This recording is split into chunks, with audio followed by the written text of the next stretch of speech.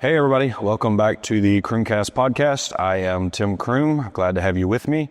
Been a few weeks since we've recorded, had a lot going on. If you've been following us, you know that we bought a winery.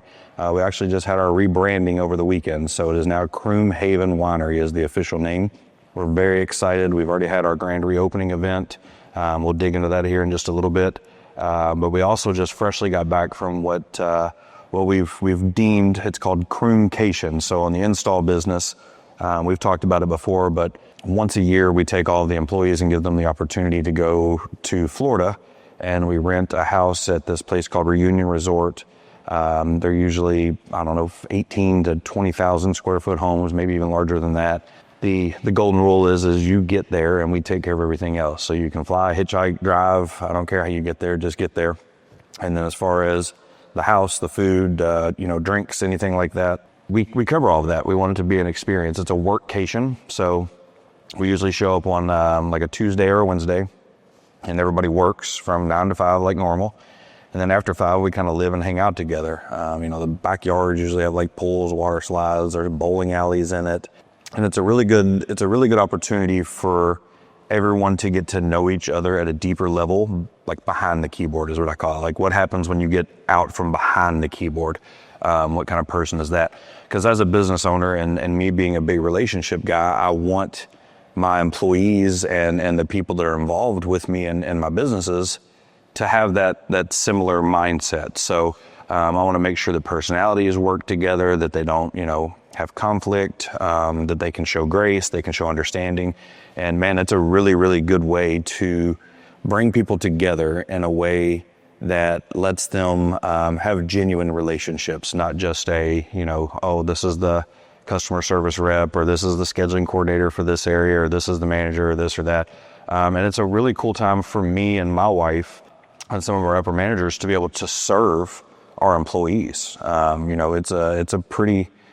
It's a pretty extravagant week when it comes to me and my wife cooking breakfast. We do like taco night.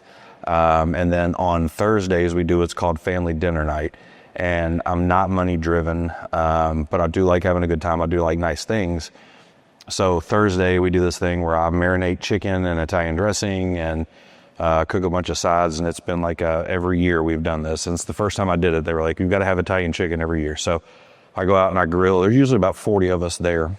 Grilled chicken, make all the sides, and then we ordered Dom Perignon champagne. We get like five bottles or so of that, and we call it family dinner. So we all sit down, and then one at a time. Either we pray. So I usually will end it, but some people will pray. Some people will say like what they're thankful for, and we go one by one all the way around the tables. Usually there's one giant table or two big ones like right next to each other. And we just go one by one and we just talk. It usually ends up in some kind of tears. It's just a really cool moment where relationships are at 100%. And then we pop the bottle and I pour everybody some champagne and we start drinking and we eat. And a couple years ago, I think it started, there was a trend going around called straight arm. And straight arm is, you call somebody out. So I had forgotten about it, and I'm sitting there eating, and, everybody's got their glasses like this of Dom Perignon. And somebody yelled, Tim, straight arm. And I was like, oh, man. So we take our arms, and you got to hold your arm straight up in the air and try to pour into your mouth. And obviously, it doesn't usually work out well. You usually get it on your face and on your clothes. And, it was a trendy thing at first. And the more I kind of looked at it and watched everybody laughing and smiling together as we're spilling this expensive champagne on ourselves, part of me was like, man, this is kind of wasteful. We could do this with water or something else.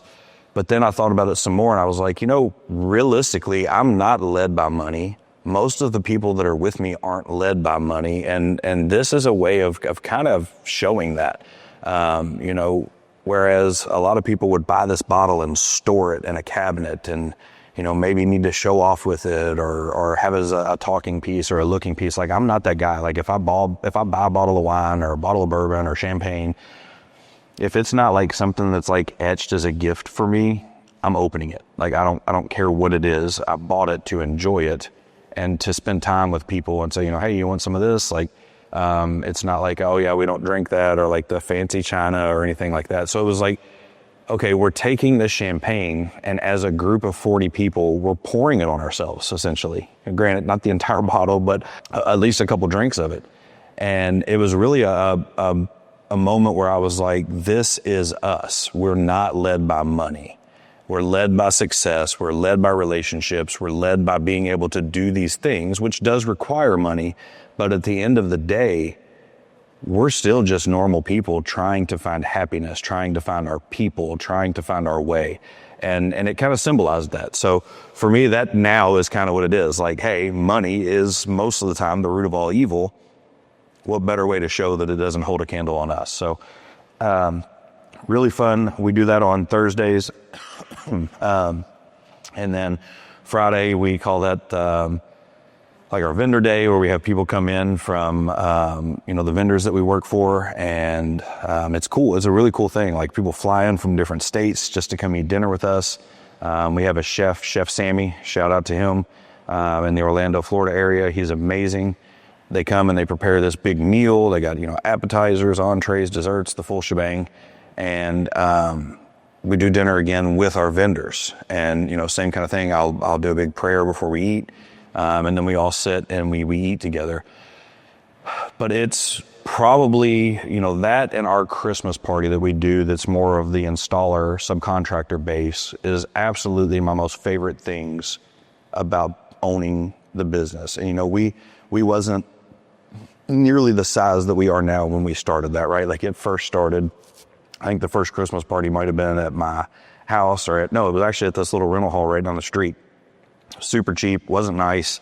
It didn't matter. I think there was like 30 people total, maybe 60. We invited some friends just because we had space for it. And we kept growing, and as we grew, we kept having to grow that. Like, that's something that I've never not done. I think we skipped a year or maybe 2 when COVID hit. But outside of that, like, that is an annual thing that we do. It's the CrumeCations down in Florida, the Crume Christmas party, usually in January. That way everybody has time to be with their families. We don't interrupt their plans. I get to watch, and I get to see everybody be happy, and I get to see everybody in a relationship together, and I get to see the full force of what we're working towards, right? The customer satisfaction. Like, these are the people that make things happen. And it's really cool to be a part of that. It's probably, if I had to stop doing that, I would not be nearly as excited about going to work and hitting that grind every day, because that is what we do it for, or that's what I do it for. So we did that, and it was Tuesday to Sunday this year. Saturday, there's a water park right there in the neighborhood where you rent the house. So we all go to the water park. They got a little like tiki bar and food truck. And again, like, we take care of everything. Like, the employees, I want them to be able to go and experience it. The first year I did it, I had 1 or 2 of the people that went tell me, like, this is the first time I've ever seen the beach, or this is the first time that I've ever been to Florida, or the first time I've had a vacation. And like, I got emotional. Like I went in the other room, and I was kind of not upset, but I was happy, but it was also sad. My wife was like, what's wrong? And I'm like, man, how cool is it that we get the opportunity to be able to do this for people, and they've never been on vacation. And like, we got to be their first vacation. And it was carefree. They didn't have to worry about money. It was just awesome. It's a really cool thing. If you own a business and you've got employees or you've got subcontractors, something like this can change the entire culture of your business. Now, granted, you've got to put some parameters around it. I take my kids. If we've got extra room, I'll let some other people bring theirs sometimes. But my kids usually always go, just kind of set the tone of like, hey, this isn't a frat party. It's not a sorority house. We are here on work. And I'm very clear about, hey, if anybody crosses lines in certain manners, like, we're going to have to stop doing this. So, if we want to keep this rolling and going, let's make sure that we do it in a productive, professional way. So, tons of fun, 100% recommended. It's a bit of a risk, but it's one of those things that we talk about all the time, right? If you don't risk some things, you don't get the rewards from it. And for me, this is a huge reward. We went from people clicking up and like this group of people and this group of people before we started doing it, and like, oh, this person's not doing their job, I'm having to cover their weight, I'm having to cover in this. And what it really allows is, people have things going on in their lives all the time. It could be their marriage, it could be their kids, it could be their parents, it could be anything. And when you're at work and you're engaged and you're on the phone and you're, hammering away at scheduling jobs or, storing packages or whatever industry you're in, you don't have time for that connection. You don't have time to learn who that person is or know what's going on in their lives. So the first year we did it, huge success. Everybody got to know each other. They got to hear about, I've got this going on with my spouse or my boyfriend, fiance, whatever, my ex. And people got to know the person behind the keyboard. And all of a sudden, grace was given, right? It wasn't like, I have to do this person's job. It was, hey, do you need any help? And they stayed connected that way. And they have since then, where they hang out on weekends, they hang out after work. They've got text chats, that's outside of work. They're friends. They have a relationship. It's not just work. So 10 out of 10 recommend if you're willing and able. It's not cheap, but you're going to die and take the money with you. Like, it's okay to spend a little bit of money and bless other people and give other people opportunities that maybe they might not be able to do. So definitely try that if you haven't. Before that though, we usually try to double down. So typically we go to CrumeCation and then we leave from there, me, my wife, and my kids, and we usually go to Deerfield Beach and we spend a week there because, again, CrumeCation's fairly busy for us. And that's when we try to do our family trips. Since we're already in Florida, save a flight, boom. This year we decided to do it a little different, and we planned this big Disney trip a week before CrumeCation. So went down July 1st to Disney, and stayed at Animal Kingdom. And it was just me, my wife, my kids. I took my father and my stepmom, and it was a blast. And it was busy, so that was the kicker. There was no downtime, so I need a vacation from my vacation, as most people usually do. And we just enjoyed hanging out, man. We really got to spend some quality time with my dad, with my stepmom. They had never been to Disney. We've been to Disney one time when Kinsley was little, with some friends that blessed us with being able to go. And the twins had never been there.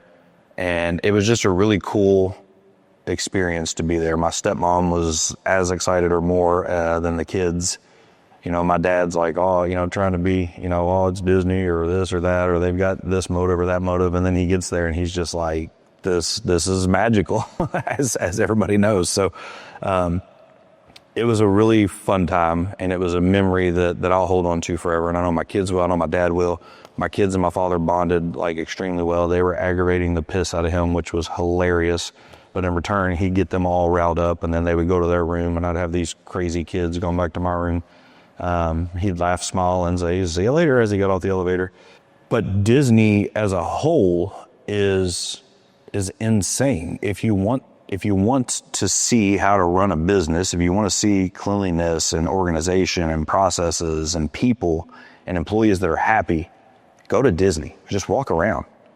You can, I'm sure, write it off somehow as an expense to go and educate yourself on business, right? And probably not the whole thing, but at least, getting in there and seeing the operations. That was the first thing I noticed. And the first time we went to Disney, when I came home, I did nothing but research. I'm that guy. I want to know how it works. I'm a sponge. We've talked about this. So how they build it, how they come up with the ideas, how's it ran, who is Walt Disney, where was his mindset? And I try to absorb as much as I can that seems to be working. Clearly, Disney makes a ridiculous amount of money and they own everything, so it's working. And I just keep looking. I'm like, man, everything's so clean. Everything's so nice. The shelves are stocked so nicely, and the people are smiling and they're helpful, and there's a plethora of them, right? You can always find someone if you need something. And it's just a really cool experience if you look at it through the lens of a business owner, and appreciate what they've done. It's amazing. I feel like I could pull it off, but let's be honest, it'd be very difficult. I can do it in my small scale, which is fine and good enough for me. But that leads me to a point that I was talking to one of my friends that actually just started a business venture not too long ago. And he's calling me and he's asking me about, the installers and the employees and how to do this and how to do that.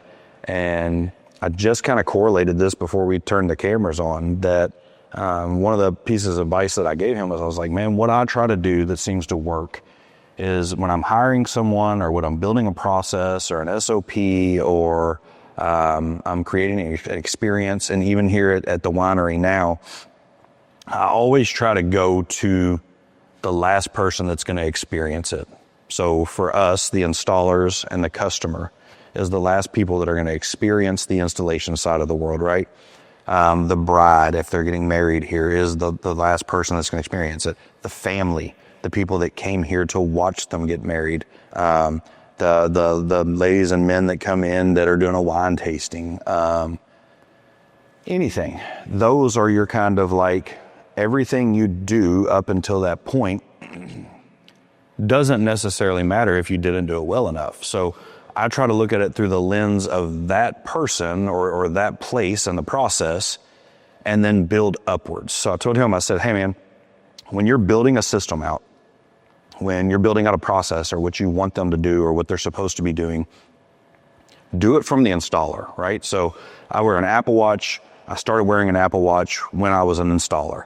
Because when I'm laying under a sink and I'm trying to hook up a faucet or a P-trap or I'm using a basin wrench, and especially as the company started growing, it never failed, this thing would ring, and it's always sitting on the counter, and I have to crawl out of the cabinet, get up, get the phone, look at it. Well, when Apple Watches came out and I got one, and I never wore a watch before then, I could literally be laying under there, tap it, and never stop working. And for me, I was like, man, that's good, right? So I have this mindset of like, this was something that helped me.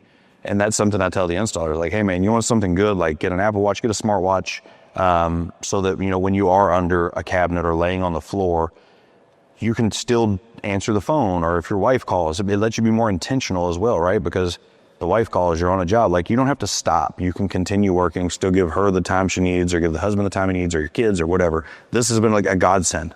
My kids call me all the time when I'm working around here, and it's like, you know, hey, what's up? And my phone's in the other room. I wouldn't have gotten to it in time before it went to voicemail, but I can answer it from here. So something like that, right? So looking at it through the lens of the user or the end user or the customer, and then building it up. So when we started, we had like no metrics, we had no P&Ls, we had no SOPs, we had nothing. What we had was an installer trying to learn how to start a growth spurt that was going to go 100 times faster than he expected. But even then, it was still like, okay, well, what's the customer going to think about this? If we set up an automated caller, what's the customer going to think about it?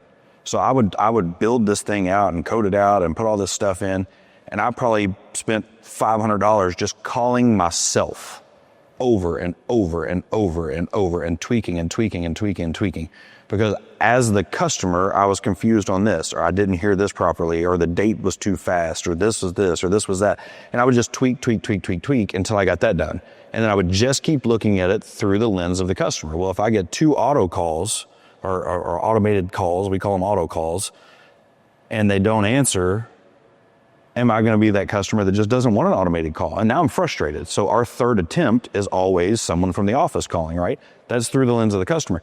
On a business set, it costs me money. It costs me time. It costs me resources. But I didn't build it that way. I didn't have that number. I didn't have the P&L. I didn't have all of that stuff before I worried about the customer's experience. So we built it from the customer experience up. So third call is always a human being calling you. And then, you know, we progress from there.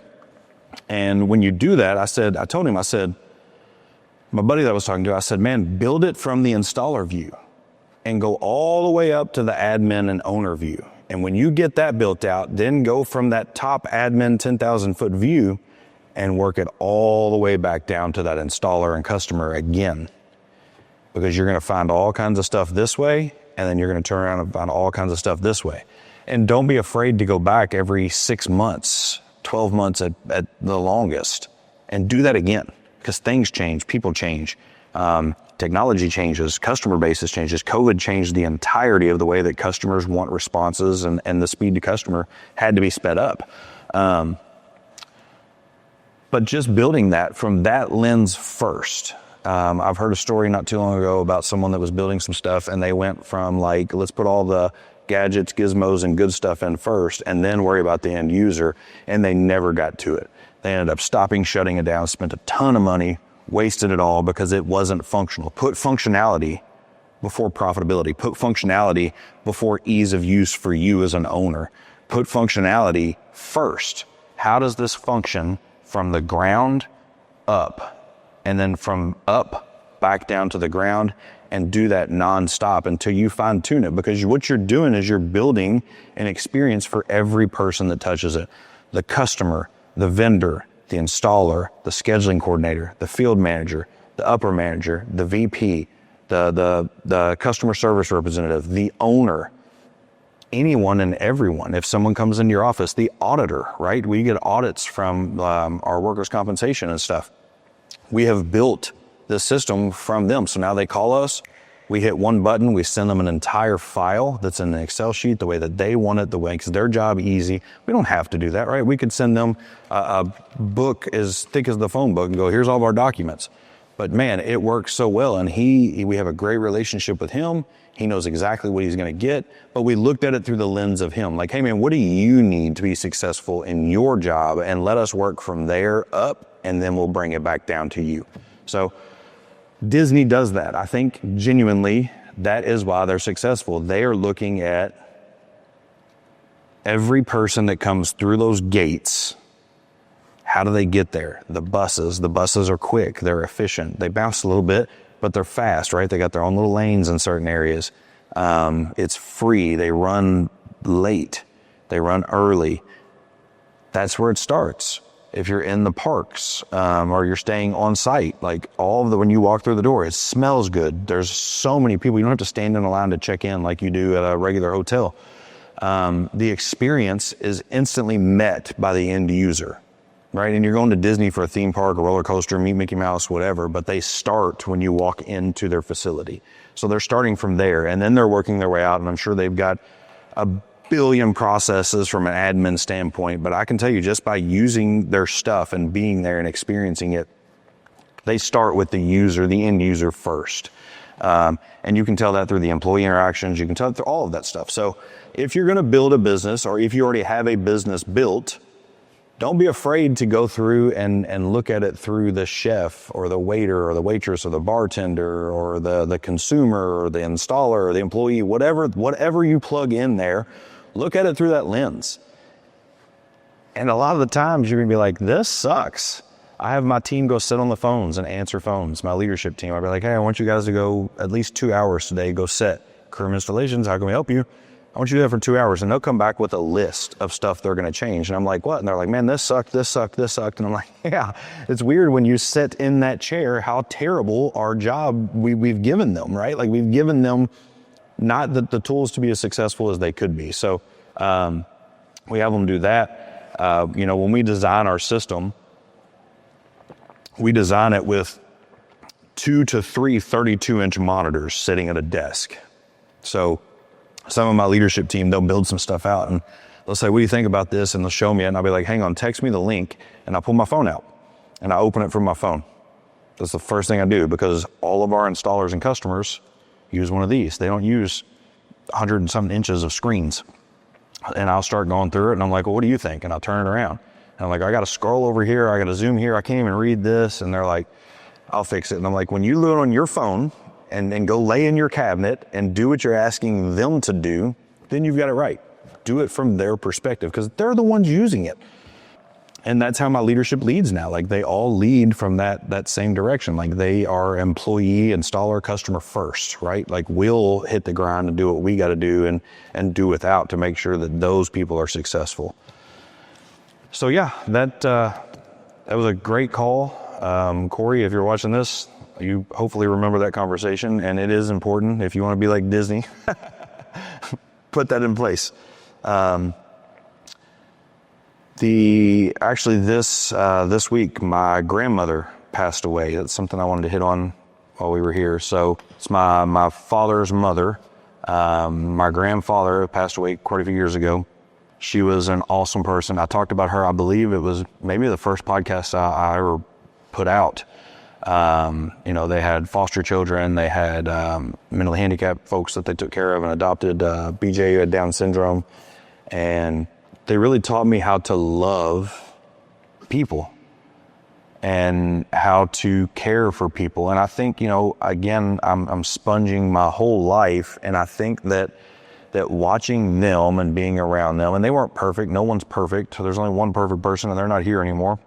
But watching them love children that aren't theirs, watching them love, people who have, something that makes them think differently than we do, and still love them the same way that they love me, allows me, I think, to look from that employee up. It allows me to look from that customer up. Like, I can love a stranger because I was taught to.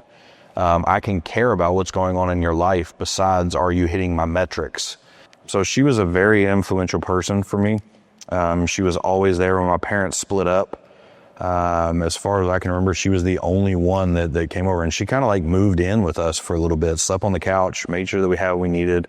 And actually before she passed, I went and visited her. We knew it was coming. And, me and her had a conversation, and I said, when mom and dad split up, you were the only one I remember being there besides my dad and my sisters. And, my mom, as she was in and out. And I said, man, you like moved in with us. Like, you took care of us, like you loved us, and you paused your life for us. And like, I've blocked so much out from that period of my life. I'm trying to dig it back out in my adult life so I can deal with it. But I've blocked so much out. I just don't have a ton of memories of then. But I have that memory very strongly. I remember her sleeping on the couch. I remember her making sure that we had dinner. Dad obviously was a bit out of his mind and working like crazy. And like, she was there to bring stability. And I think that I learned that from her. I think I learned, hey, you have the opportunity to bring stability to people's lives if you choose to. You can stop worrying about yourself or your home or maybe a project that you were working on, because I can promise you there's someone going through something that could use you in that moment. And she was that person. She was that person for a whole lot of people. And she told me when she was laying there, they got her on like morphine, and she knows it's coming. We know it's coming. She's at peace with it. I'm at peace with it. And she says, I just wish I could have loved one more baby. I wish I could love one more baby before I go. And I said, Grandma, you love more babies than anybody I've ever met. So I said, not only did you live in your purpose, you lived out your purpose. And, you deserve this next step, to go reunite with my grandfather and visit, Jesus. And it was cool. I was talking to my wife, and I've talked to my sister Jody, and I was like, man, I'm sad because, I always say Grandma's a gangster. Like, she had a brain aneurysm, survived that, came out unscathed, started smoking cigarettes again, got put on oxygen, still smoked cigarettes, was removed from oxygen like 8 months ago, still smoking cigarettes. As she's going to like the casino, like, she lived by herself until like the last 3 weeks, 4 weeks, something like that, before she passed. Lived by herself. And, she had my aunt going in there, and, people helping her as she needed it. But like on the day to day, like, she just lived by herself. So it was kind of cool. And I said, so I'm sad that I won't get to spend time with her, that she's not going to be at the Easters and Christmases. And, I can't call her. I'd always call her, and she'd say, well, hello, honey. I would say, hello, grandma. Hello, grandson. And she'd always, took her to the casino in Evansville one time, and it was fun, but it was also not fun because she likes to do like the 3-cent or 5-cent pulls on the slot machines, and I gave her $200. It takes a very long time to spend $200 when you're spending like 5 cents at a time. But it was a really, really good memory and a fun time. So she'd always say, when are me and you going to sneak away to the casino again? And I don't have that now. Like, that part of my life, that chapter of my life is closed, but I have those memories. I have the values and the tools that she gave me for my life. And man, I'm very fortunate. So there's sadness of that, but I'm so happy for her that she got to live 86 years on this earth impact so many people, love so many people, and she didn't suffer. And she went out just the way that I remember her. She went out, talking about, I'm proud of you, I love you, I wish I could love on another baby, making jokes, having fun, and that's nothing to be sad about. And she said constantly, like, I don't want y'all to cry at my funeral. I don't want to have a funeral. I want to have a celebration. I want people to remember me. I want people to have fun. I want them to smile, tell jokes, laugh, tell stories. And she set her life up for that. So this is like the first death that I've dealt with that, I feel like 86 is a pretty good run. So it wasn't short-lived. There was no suffering. She didn't deal or battle with like cancer for 10 years or anything like that. So it's weird because like I'm sad that she's gone, but I'm happy for her on this next step of her journey, outside of this earth. So it's an odd thing. I haven't, I might do it right now, but I haven't like cried or really, maybe I haven't processed it all the way. I'm kind of the guy that likes to process later. But it's weird because I'm at peace with it. So I will miss her. I will love her. And if you had the opportunity to know her, she's probably told you some sideways stories or made you blush in some manner. And remember that because she was a gangster.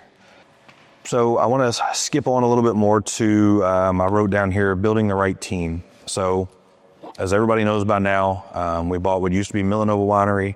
We had our grand reopening event last weekend and rebranded CrumeHaven Winery.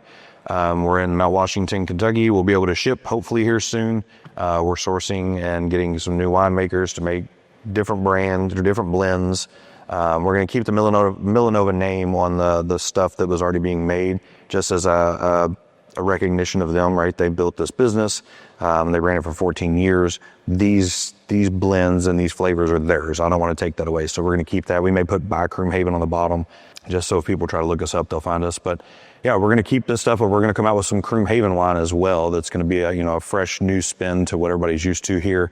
We're going to try to get some seasonal wines, and do some, if you've been watching this, I'm going to shake it up. So I'm going to try to do some crazy stuff and see what we can come up with. But it's been busy here. I haven't worked like this in a real long time. I'm working till like 10:30, 12:30, 1 a.m., getting here at like 8, 9 o'clock in the morning, and hitting it. But our grand reopening event was last weekend, and it was a 3-day event that ended up turning into 4 days worth of events. Beckham Troutman, a boy here locally, lost his battle with cancer a couple weeks ago, and I know the family pretty well, and they asked me if they could do the celebration of life here, that they didn't want to do it at a funeral home. And I said, yeah, absolutely. Like, undoubtedly, we're going to close the winery down. It's all yours. Tell me what you need and we'll make it happen. So he's been battling this for a while, and they've got kind of a following, right? They've been kind of putting things out. He was a huge wrestling fan. Brandon Lake, I think, just did a shout out to him in one of his concerts, acknowledging that his passing, and just a super influential child. And it's sad. 100% sad. I kept myself so busy I didn't have to think about it during the entire event. But also, this 9-year-old boy filled this place up. I mean, packed. I would guess 800 people at least, maybe 1,000. And he was 9. In 9 years, he did more and impacted more people than most of us do in 100. So when you try to find the reason, or not the reason, but when you try to figure it out of like why or how, and then you look at all these people that maybe him shouting, maybe Brandon Lake saying something about Beck got shared on social media, and someone at home has never known Jesus or never heard a Christian song, and now people are seeing that Beck was called out, so they watch this video and then they get interested in Brandon Lake and they listen to one of his songs and they get touched, and then they go into religion and they change the course of their entire family. Like, 9 years old. That is the explanation. That you can allow that to be the explanation. And I say this, for his family as well. Like, man, I don't want to imagine the feeling. Like, I think about it and I could just bawl like a baby here right now. But be proud of what that little boy brought to this world. Be proud of the families that he touched, the people. I've hugged my kids tighter, and the possibility that people have found God through a 9-year-old boy's journey. That's something to be proud of. You're 100% allowed to be sad. You're 100% allowed to mourn, but make sure that people know, and they're doing a great job. I don't even have to tell them this. They're already, they're still, pushing like, hey, let's focus in on, childhood cancer. Let's focus in on children, sick children. Like, they're doing a great job, and I know they'll continue that. I'm 100% going to continue to try to support in any way that I can. And they got an army, clearly an army. But like, there's always, we talk about the lenses, we talk about, perspective, and it's everything in life. It's business, it's marriage, it's being a father, it's buying a winery that has kicked my ass. All of this stuff, man, it's all on how you choose to look through it. I was honored to be able to have Beck's celebration of life here. I was honored, like, how cool is it? And even if this place never did anything in the world, but being able to have that here and it helped someone or helped the family or it touched someone, or there's probably a million different routes that could go. That I'm okay with that being the sole reason that this place exists. Because that's my perspective. Everything happens for a reason. And if you choose to look at it through the right lens, you'll find what you're supposed to find in it. Sometimes it's very difficult. And again, I've not lost a child, but I can only say I'm mourning with you and for you, but I'm also celebrating 100% the people that he has impacted. And I hope that in my life, I can do half that. So, super cool. Whew. Grand reopening. So Thursday we did Beck's celebration of life. And then Friday we did our first day of the grand reopening. It was family fun day. So again, I'm going out and I'm like, man, let's get this community, banging. There's not a ton of stuff to do around Mount Washington. Usually you've got to go outside of here. So we brought in free food trucks. We brought in, I think, 4 inflatable like bouncy houses and like obstacle courses. We brought in a petting zoo. We brought in face painting, and it was like, hey, bring your family. Let's have fun. And great turnout. It was like 300-400 people here, and had tables and chairs set up. People were going to the food trucks. They were going to the bar. They were getting the slushies. Oh, Kona Ice. We had Kona Ice here as well for the kids. And good God, I ran all over this place. I was doing dishes, taking trash out, like I was in it. I want to learn it. I want to experience it. The only way I can make it better is if I know what sucks. And the only way I can know what sucks is if I do it myself. So like, I'm hitting every freaking avenue I can in this place to understand it better, so I can understand it from that person's perspective that's going to be doing it all the time. So it was a blast. And again, I guess I'm this emotional weenie.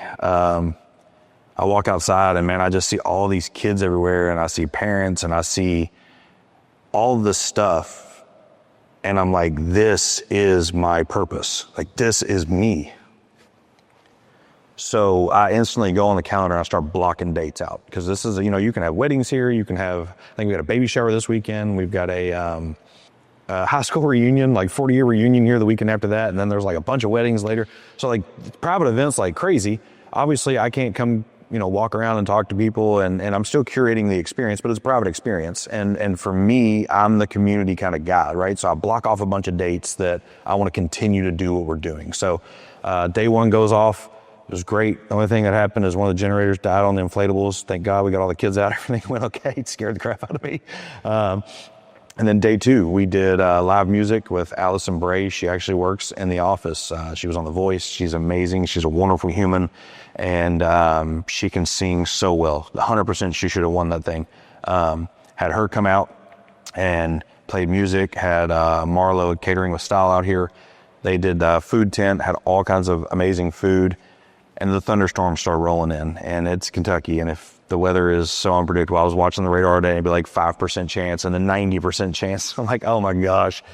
And here comes the rain, and I'm like, oh man, like this is not good. Like, you know, what are we going to do? And sure enough, all of a sudden people start pulling in. Umbrellas, getting rained on, like filling up the pavilion outside. And it got about 3/4 full. And I was like, you know what? Look how cool this is. Like, if this is all that comes out today, how cool is this? Same mindset, right? Of like, look at all the people. I've seen grandmas, moms, aunts, uncles, brothers, sisters, siblings, like everybody, like everybody's there, and they're smiling and they're having a good time. And you know, all the people at the bar back here and working on the outside bar and running around like crazy behind the scenes, we're all smiling while we're doing it because we enjoy, like, we're like, man, look how full this is and how happy everyone is. And it was literally like, this is perfect. I went home and I told my wife, after we both finally got home, I said, this weekend has kicked my ass, but it has been so fun. Like, I can't wait to do it again. And I don't need to do it. Like, I don't need to do anything. Like, honestly, I don't have to own this place. I can fix it up, flip it, sell it, whatever. You know, Crume Installations that's my salary. Like, that's my life. This is for my purpose. God, I'm lucky. I'm so blessed. This is my purpose. I can fulfill my purpose by doing things like this. And I'm going to keep curating new experiences, and I'm going to keep shaking it up, and I'm going to keep making it bigger, better, faster. And I'm going to keep bringing fun and excitement into people's lives, because God knows how many people needed that night, how many people needed an escape from their home for the day, or, you know, something that was free. The whole event was free. You just had to pay for food and drinks, the band, all the inflatables, everything. We lost a decent amount of money on Friday, and I could care less because it was fun. And I want to keep doing that. Granted, I need to make it where we at least break even, but my accountant's going to kill me. But it was worth it. It was worth it for this community, because this community has helped build me. And I owe this to them. And if I can do it, I'm going to freaking do it. So we did it, and we're going to keep doing it. So, but in all of that, we've got Crume Installations, right? Again, we just launched Crume Roofing. We just launched general plumbing in all kinds of places, garage door openers in 400 something stores.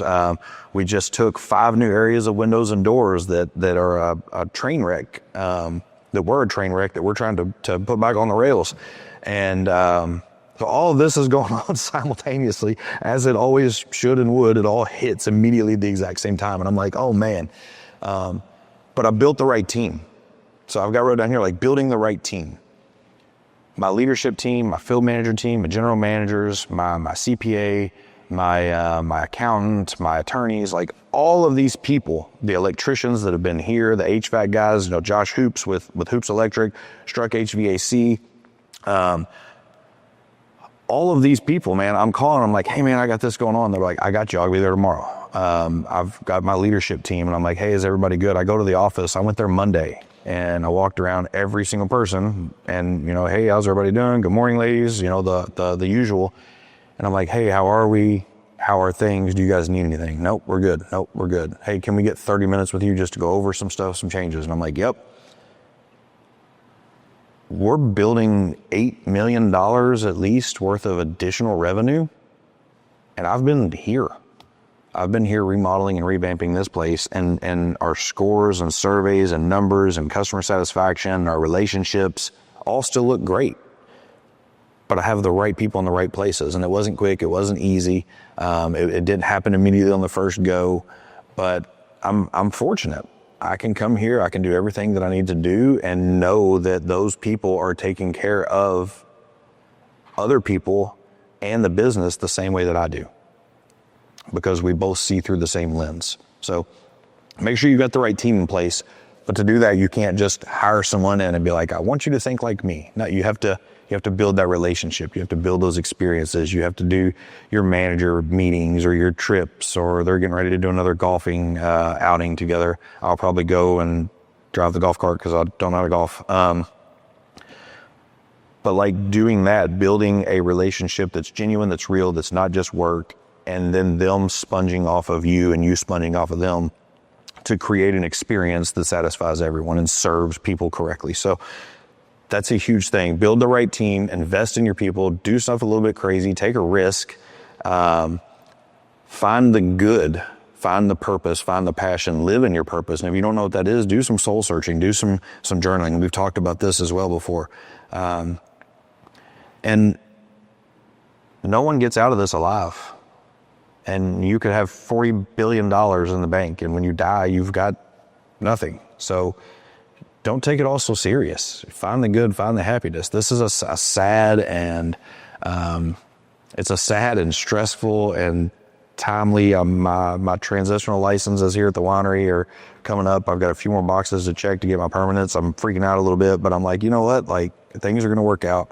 We're going to figure this out. We always do. I'll start calling my army of people that I need to help me, and undoubtedly they'll help me. So that all curates together. Everything we've been talking about on this podcast is all just little pieces and little ingredients into the recipe of success. So you want someone to take a bite of your success cake and say it is the best thing they've ever tasted in their entire life. That's all not just based upon the cake. It's based upon all the ingredients and the care you take in baking that success cake. It's not easy. It's not quick. It's not cheap. It's not for the faint of heart. And it's not for a lot of people. But if you're out there and you're already doing it, or it's something you're trying to do, or it's something you're thinking about doing, if you hear anything I say, put the right ingredients in. Because otherwise, man, I don't know where I heard it. This is, you got this big, beautiful cake. You've baked this beautiful cake, and then you put icing on it that tastes like shit. So nothing else matters. And that's so true. So use the right ingredients, be intentional, find your purpose, live in your purpose, and don't forget that anything is possible when you take off the blinders. I love and appreciate you guys. Thank you for listening. I can't wait to do the next one.